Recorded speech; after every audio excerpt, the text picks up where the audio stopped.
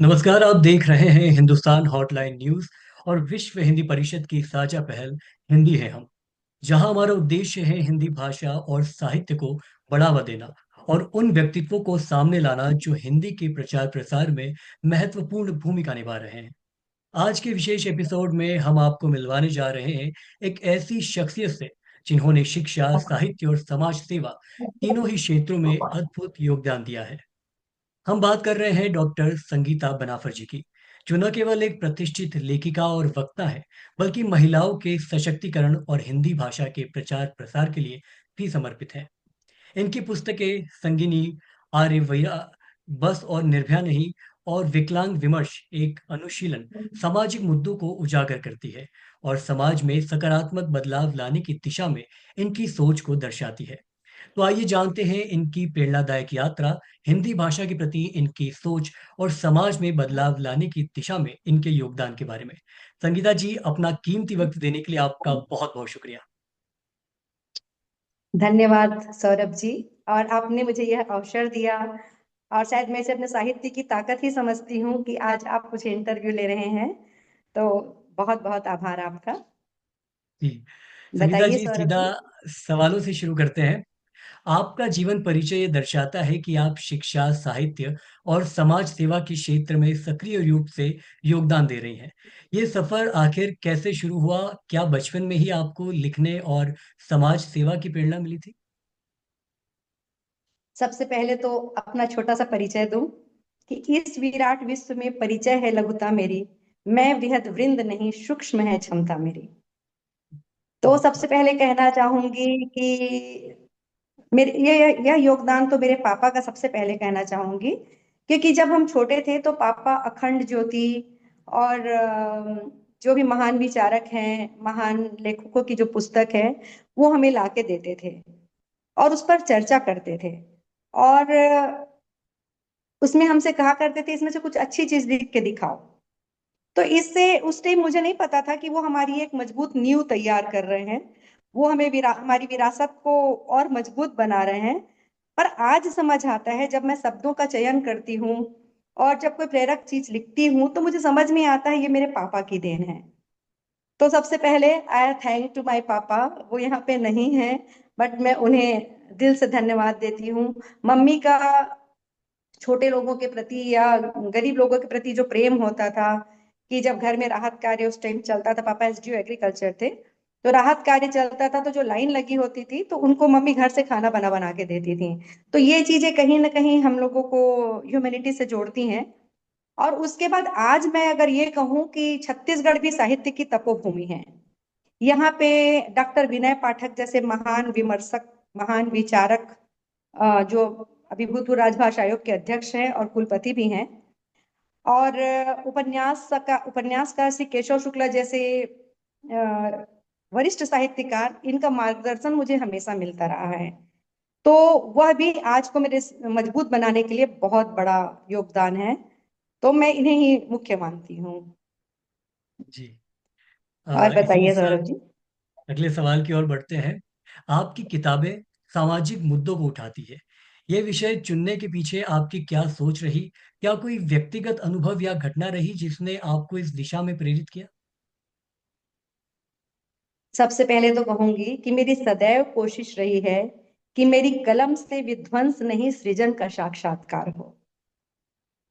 न सूर्योदय की आभा लिए, न युग निर्माण का आधार हो। मेरे प्रति शब्द माँ शारदे की प्रतिलिपि और मेरी प्रति रचना माँ भारती का श्रृंगार हो।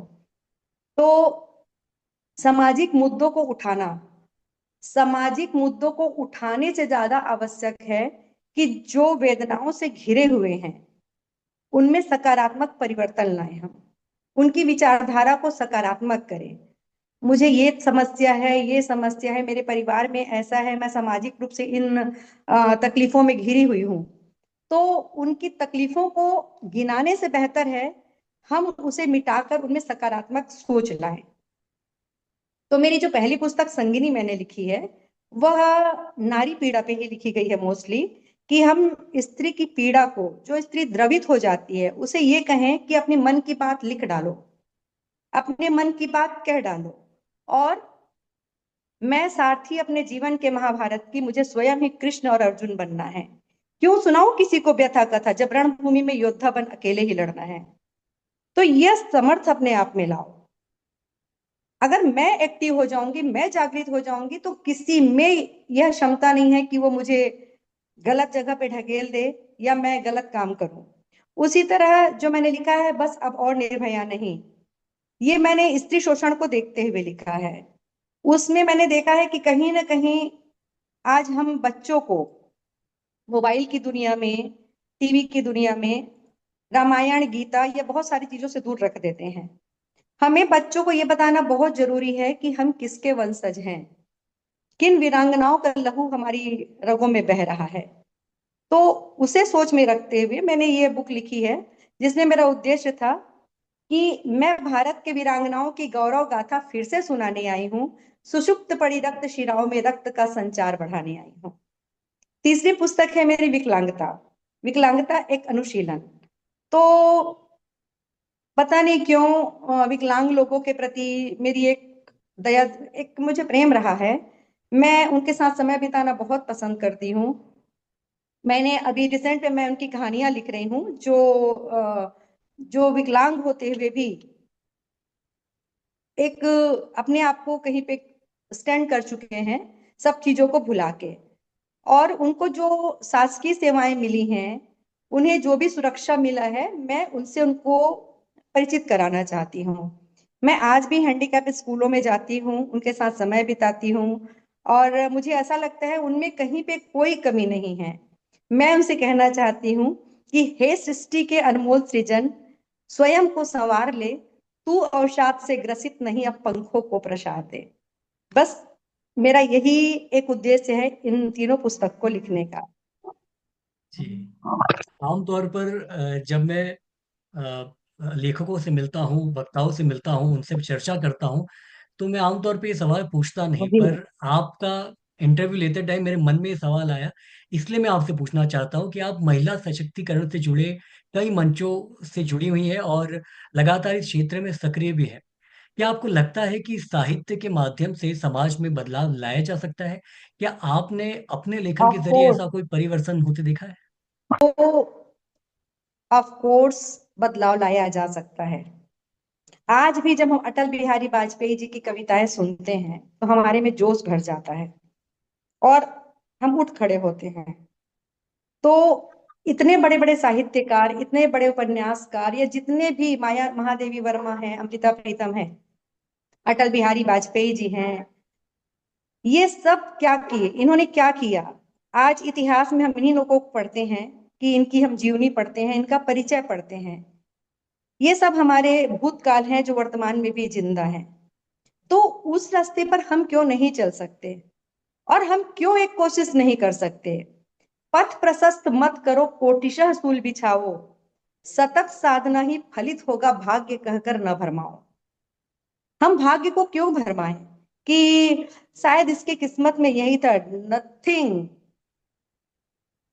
अगर मैं आज प्रयासरत हूं, तो निश्चित ही कल मुझे इसका परिणाम मिलेगा, और मुझे मिल रहा है। तो निश्चित ही, चाहे विमेन एम्पावरमेंट की बात हो, जैसे हम इनर व्हील संस्था से जुड़ी हुई हूँ मैं, इनर व्हील के एग्जीक्यूटिव मेंबर्स हैं हम लोग। तो इसमें हम विमेन एम्पावरमेंट में ही काम करते हैं। तो उसमें भी हमारा काम, ऐसी महिलाएं जो जिनको किसी प्रकार का सहारा नहीं है, हम उनको काम देते हैं।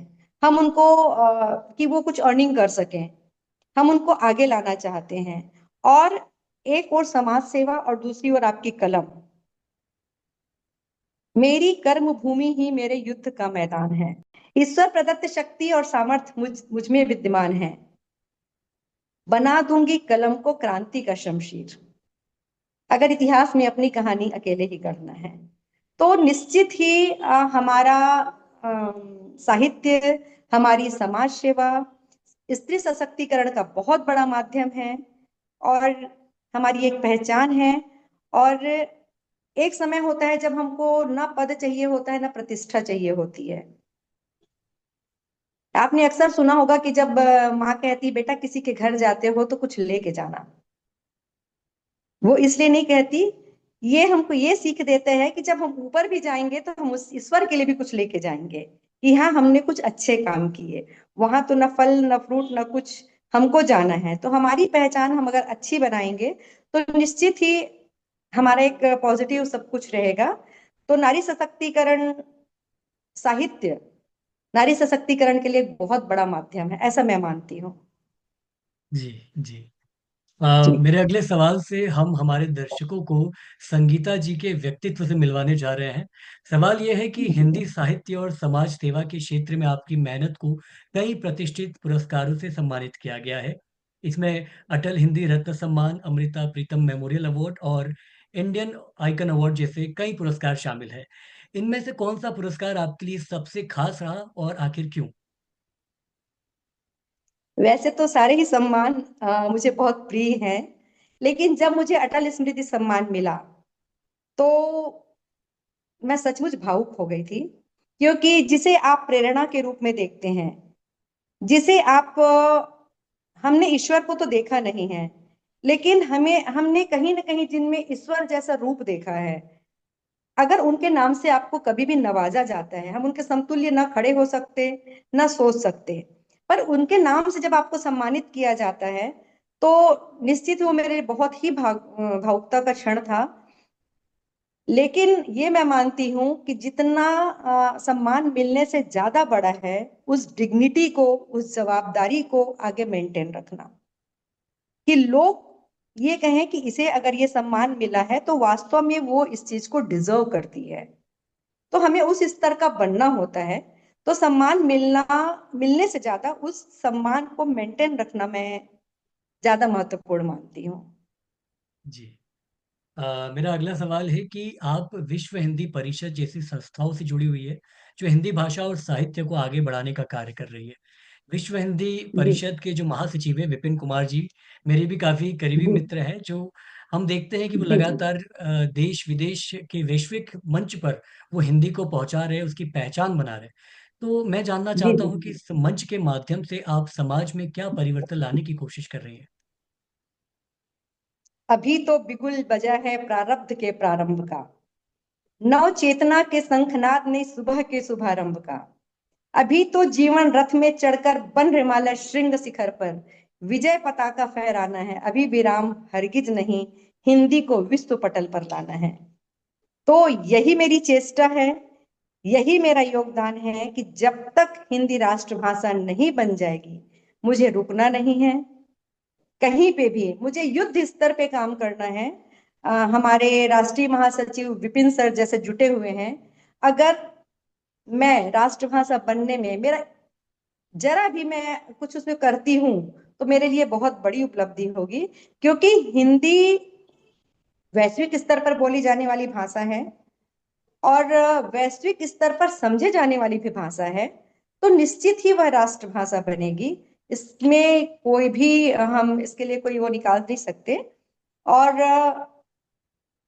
पहली कोशिश मेरी यही है कि जैसे मैंने लिटरेचर इंग्लिश से पोस्ट ग्रेजुएशन किया है और मैं लिखती हिंदी में हूँ, बोलती हिंदी में हूँ, क्योंकि मुझे गर्व महसूस होता है। हिंदी मेरी माँ की भाषा जैसे माँ की मोहक वाणी है, इसके हर अक्षर में स्नेह और प्रेम की रवानी है। तो हिंदी लाइक ब्लड में सर्कुलेट होता है। हिंदी सुनते ही अगर हम किसी अदर कंट्री में जाते हैं और वहां पे हमको कोई हिंदी भाषी मिल जाता है तो ऐसा लगता है जैसे कोई मुझे अपना मिल गया। तो निश्चित ही मैं जो भी कर सकूंगी वैश्विक स्तर पे, अपने प्रादेशिक स्तर पे, राष्ट्रीय स्तर पे, मैं सब कुछ करूंगी। लेकिन मैं हिंदी को राष्ट्रभाषा के रूप में देखना चाहती हूँ। जी। थोड़ा सा और मैं थैंक यू। डिटेल में जानना चाह रहा हूँ कि किन प्रयास की, मतलब कैसे प्रयास किए जाने चाहिए ताकि हिंदी को उसका सही स्थान मिले। सबसे पहले आज हमारे बच्चे जो आउट ऑफ कंट्री पढ़ने जा रहे हैं, मैंने अपने बच्चों में भी देखा है कि वो इंग्लिश बोल के अपने आप को प्राउड फील करते हैं। तो सबसे पहले अगर आप आउट ऑफ इंडिया जा रहे हैं, आप वहां भी गर्व से हिंदी बोलें और अपने हिंदी भाषी होने पे गर्व करें। दूसरी बात, हिंदी की जो हमारी धरोहर है, गीता रामायण या जो भी ऐसी पावन पुस्तकें हैं, इनको हमारी शिक्षा में शामिल किया जाना चाहिए।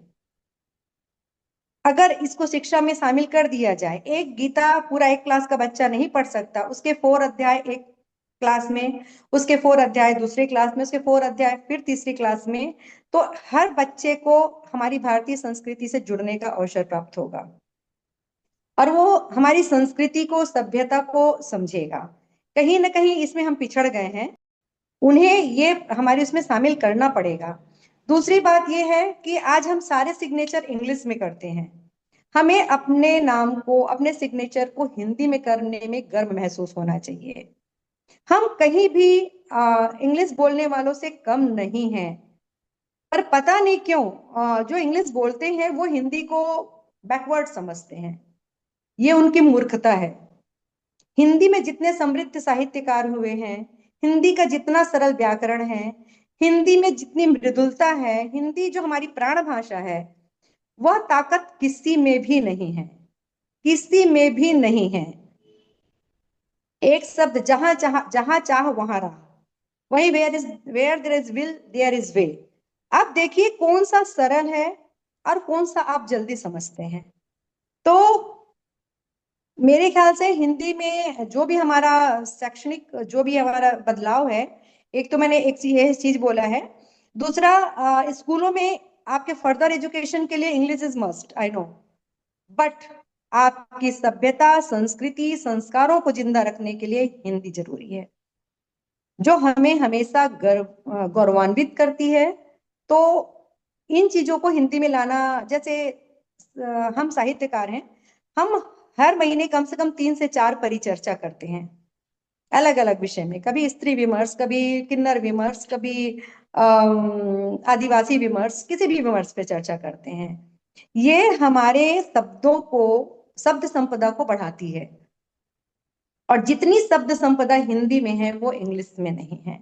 आप अंकल कहिए, कहीं पे भी वो प्रेम नहीं लगेगा, बट जब हम किसी को प्यार से चाचा बुलाते हैं तो अपने आप को आत्मीयता आती है। तो मेरे कहने का मतलब, हमें अंकल कहने में, हम कहलाते हैं बेटा ये अंकल है आंटी नहीं, हमें कहना है ये चाचा है, ये चाची है। तो ये चीजें हमको अपने परिवार से ही चालू करना है। जब मैं अपने परिवार का स्तर सुधारूंगी, मैं अपने परिवार में हिंदी का प्रेम बताऊंगी, निश्चित है कि मैं आगे भी उस चीज को उन्नत कर सकूंगी। जी जी, काफी खूबसूरत तरीके से आपने हिंदी की महत्वता को पेश किया। मेरा व्यक्तिगत मानना भी जी ये है थैंक कि यू। अंग्रेजी महज एक भाषा है, ये बुद्धिमत्ता का कोई पर्याय नहीं है। तो नहीं है। इसी को अगर युवा अपने जहन में बैठाए तो बहुत बेहतर होगा। इसी के साथ हम बहुत इंटरव्यू बहुत। के आखिरी और सबसे महत्वपूर्ण सवाल की ओर बढ़ते हैं। आप आज की युवा पीढ़ी को क्या संदेश देना चाहेंगे, खासकर उन युवाओं को जो साहित्य, समाज सेवा और भाषा के क्षेत्र में कुछ नया करने की इच्छा रखते हैं? सबसे पहले तो मैं युवा पीढ़ी को स्वागत करती हूँ कि आज के युवा पीढ़ी में भी बहुत जज्बा है आगे बढ़ने का। बस उन्हें सकारात्मक राह चुनना है। और उनके लिए एक चीज कहना चाहूंगी, चलो तो ऐसे सुप्त पाषाण चल उठे, चलो तो ऐसे सुप्त पाषाण चल उठे, जगो तो ऐसे सतत प्राण जग उठे, मुड़ो तो ऐसे मुड़ पड़े विश्व भी, जियो तो ऐसे मौत जीवन से अनुराग कर उठे। तो ये जज्बा लाए, ये जज्बा लाए आपकी सिराओं में, जिनका रक्त बह रहा है, वो, उनके नाम पे आज हमको गर्व होता है, लोग हम भारतवासी को जानते हैं। तो अपनी ताकत को पहचाने, हर उस जगह पे जहां पे लगता है कि हम इसमें जुड़ सकते हैं। जैसे एक छोटा सा उदाहरण, मैं हिंदी के प्रचार प्रसार में लगी हुई हूँ। मुझे निवेदन करना पड़े अगर कि भाई तुम जोड़ो ना, जुड़ो हमसे, हमको हिंदी का प्रचार प्रसार करना है, भाई तुम हमसे जुड़ो, हमको हिंदी का प्रचार प्रसार करना है, मुझे उस दिन प्रसन्नता होगी कि लोग मुझसे जुड़ेंगे और कहेंगे कि मैडम हम आपके साथ जुड़ना चाहते हैं और हिंदी को राष्ट्रभाषा बनाने में आपका सहयोग करना चाहते हैं। मैं उस दिन का इंतजार कर रही हूँ कि युवा पीढ़ी खुद आगे आए और मेरे साथ जुड़े, मुझे किसी से निवेदन न करना पड़े। तो बस यही कहना चाहूंगी, उठ स्वयं में गर्व कर तू, विस्तृत हृदय सदृश अंबर तू। तो स्वयं को पहचानना है, स्वयं को एक पहचान देना है, और ये एक बहुत छोटा माध्यम मिला है। हमारे वीर शहीदों ने आज अपनी जान गंवा दी, तो हम एक हिंदी को राष्ट्रभाषा तो बनाने का सहयोग कर ही सकते हैं। तो बस मेरी यही अपील है युवा लोगों से, अम, गृहिणियों से, सभी लोगों से अपील है कि अपने घर से ही यह चालू करें। इंग्लिश बोलने वालों को अप्रिसिएट करने के अलावा हिंदी बोलने वालों को आप सम्मानित करें। निश्चित ही आपके बच्चों में भी यही संस्कार आएंगे। धन्यवाद सौरभ जी। जी। तो दोस्तों, आज की इस प्रेरणादायक बातचीत में हमने जाना कि कैसे एक समर्पित लेखिका और समाज सेवी अपने कार्यों से न केवल हिंदी भाषा को आगे बढ़ा रही है, बल्कि समाज में भी बदलाव ला रही है। ये इंटरव्यू हिंदुस्तान हॉटलाइन न्यूज और विश्व हिंदी परिषद की साझा पहल हिंदी है हम के अंतर्गत प्रस्तुत किया गया था, जिसका उद्देश्य हिंदी भाषा को और अधिक सशक्त बनाना है। अगर आपको ये इंटरव्यू पसंद आया हो तो इसे लाइक करें, कमेंट करके हमें बताएं कि आपको सबसे प्रेरणादायक बात कौन सी लगी, और हमारे चैनल को सब्सक्राइब करना बिल्कुल भी ना भूलें। साथ ही हिंदी भाषा और साहित्य से जुड़े और भी दिलचस्प इंटरव्यू देखने के लिए जुड़े रहिए हमारे साथ। धन्यवाद, और मिलते हैं अगले एपिसोड में एक नई प्रेरणादायक शख्सियत के साथ। हिंदी है हम। Thank you, thank you Saurabh ji.